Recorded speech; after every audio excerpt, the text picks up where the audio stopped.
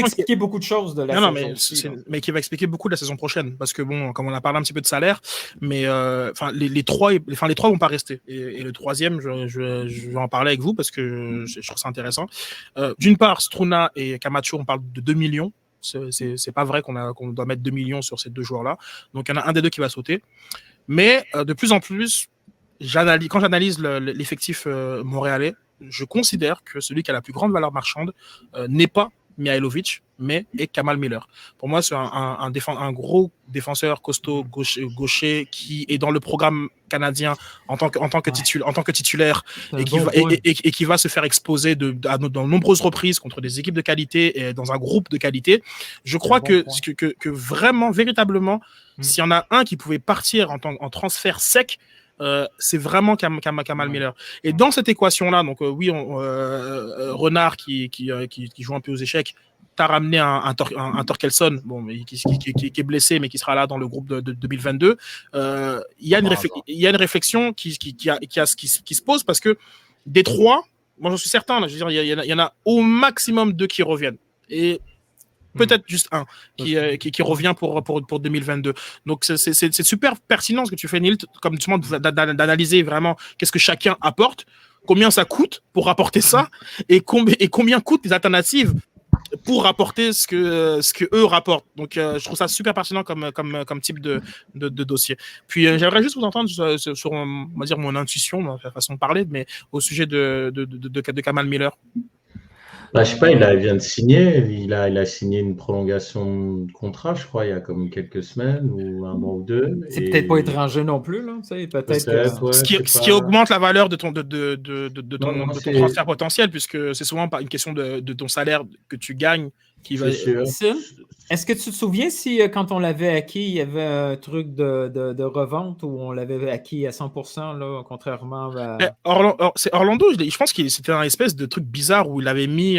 C'est drafté. Il n'a pas été protégé, c'est ça. Ouais, c'est ça, voilà, exactement. Donc, comme il a été pris par Austin et échangé. Donc... En principe. Orlando, ils ont fait une grosse bêtise, là. Je sais pas ce qu'ils ont fait, là. Mais quoi qu'ils jouent bien, quoi. Orlando, ils jouent brésilien. Bien. On dit ça, mais Orlando ne sont pas dans les bas-fonds du classement. Donc non, effectivement. Non, très bon point. Mais je pense pas qu'ils retiennent des droits parce que. Je me souviens pas de ça. Je sais pas. Mais excuse-moi, Sof. Non, c'est un très bon terme de titre par rapport.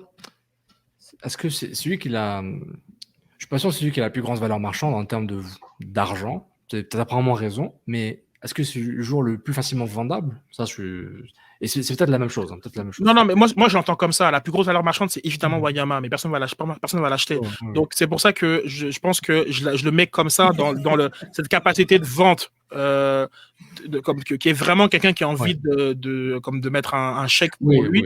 Mais c'est vrai que bon, mais dans son profil gauche, d'un point de vue purement technique, puis le fait qu'il est à l'équipe Canada, ça peut. C'est un très bon point. Kamal Miller, c'est une belle fenêtre. Gaucher. Oui, Gaucher. C'est très intéressant tout ça. Gaucher peut joue dans une défense à 4, joue dans une défense à 3, c'est important pour un club. Même si on joue beaucoup à 3, il faut que tu puisses l'avoir joué, sans qu'on doit te réapprendre pendant une saison comment jouer à 3 ou 4. Et je t'avoue que moi, le Miller, je pensais plus l'année prochaine, mais là, s'ils sont à ce mercato-là, je pensais qu'il allait faire 2 saisons complètes avec Montréal, mais peut-être pas.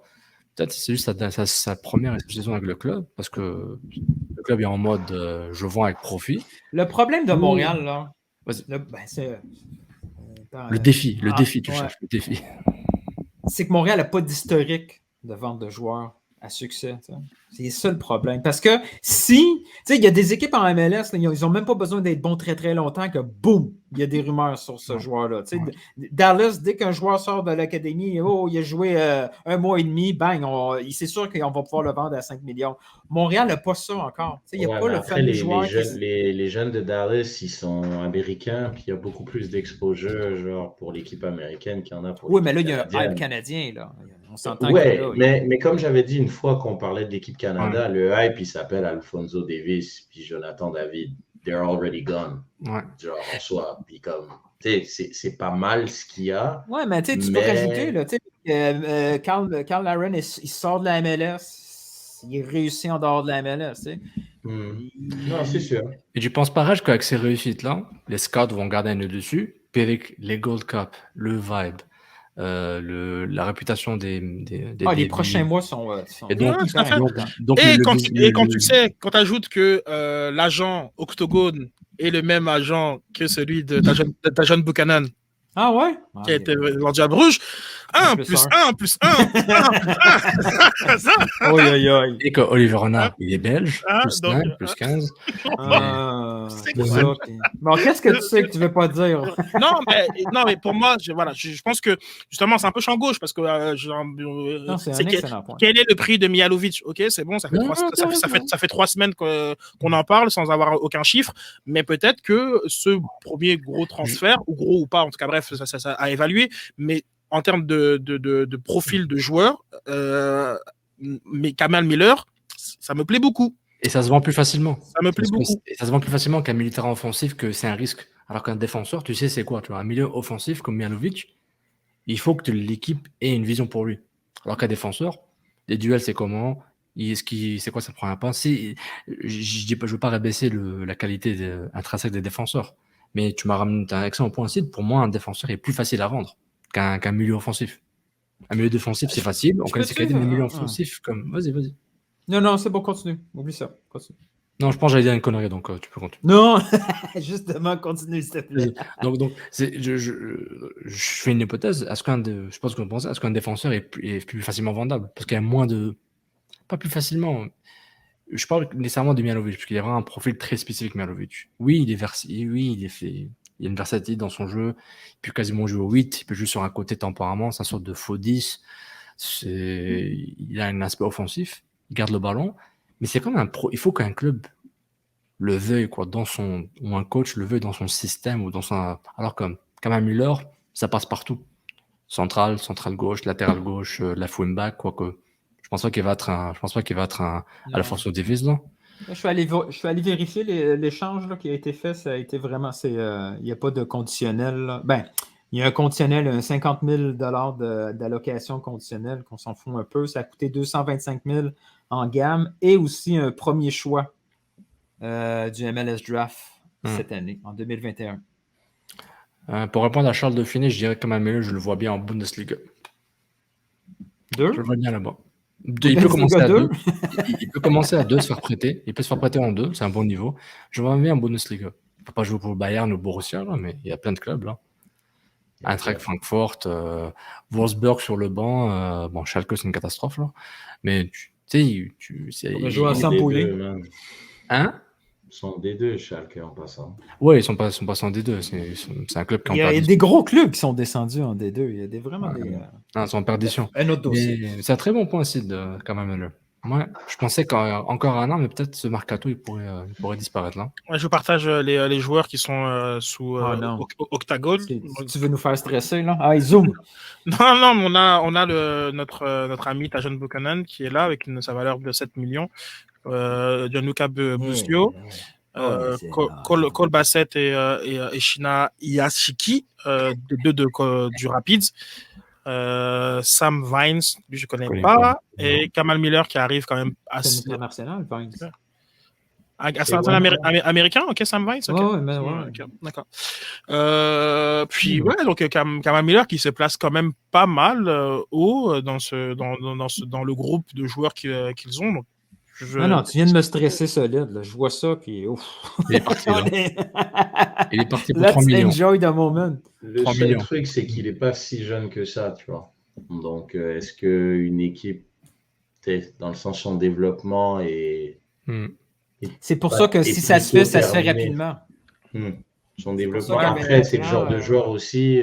J'ai toujours le même exemple d'un joueur comme Matuidi quand il est arrivé au PSG. Quand tu es entouré de bons joueurs, ben, ton niveau, il augmente beaucoup aussi. Puis je pense qu'il est arrivé vers ces eaux-là. Je pense qu'il doit avoir 25. Brooks, par exemple, hein, il arrivait à quel âge à Wolfsburg? He's terrible. C'est un bon point de dire. Non, he's terrible. Mais Brooks, il est pas loin d'être voté peut-être là. Il est pas bon, Brooks. Genre, il se fait vilipender en Allemagne. Là. He's not good.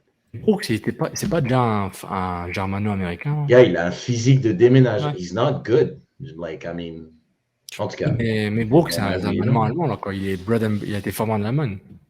Donc, il vient pas de la MLS. Ah, ok, t'as un bon point. Comme ça qu'il est né à Berlin, effectivement. C'est un gars, je pense qu'il était à Wolfsburg, Hertha Mais il y en Berlin. avait beaucoup des comme ça, là. Il n'y avait pas un Johnson aussi?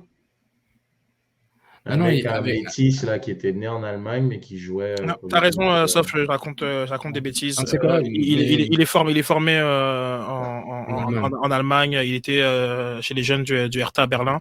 Oui, Reg, il y avait un Johnson, un sorte de full wingback, là, avec les cheveux bouclés, là. Il était à un bon niveau, il n'est pas mauvais, après il a disparu. Je pense que c'était Johansson ou Johnson, là.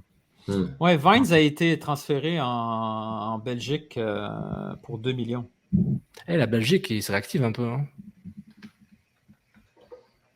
En tout cas, c'est un commentaire aléatoire de ma part, mais j'ai l'impression que la Belgique revient un peu dans le. Il y a de l'argent, là. Ils ont trouvé une machine à faire de l'argent en Belgique. Déjà, ils travaillent bien en Belgique. Sérieusement, leur club, leur championnat, il est pas mal du tout. Ils travaillent bien. Quand ils arrivent dans les Coupes d'Europe, ils sont pas mal. Ils sont mieux qu'avant. Bon, une petite pause publicitaire. Je vous donne deux choix. Soit on passe soit on passe à Reg pour parler de Zardes avec son but, ou on fait un autre débat métaphysique et après on va au but. Non, on va au but. You need to pay more if you want more. On va au but, man. Let's go. Je donne les choix.